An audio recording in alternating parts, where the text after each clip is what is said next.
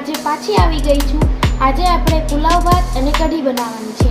તો મેં 5 મિનિટ પહેલાં ભાતને પલાળી લીધા હતા. હવે આપણે વઘાર કરીએ. વઘાર ઘીથી જ કરવો જોઈએ જો સાચો સ્વાદ લેવો હોય તો. હવે આપણે 1 ચમચો ઘી લઈશું.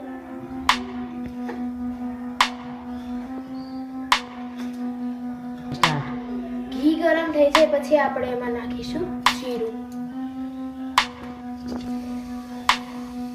આપણે નાખીશું તજ અને લવિંગ.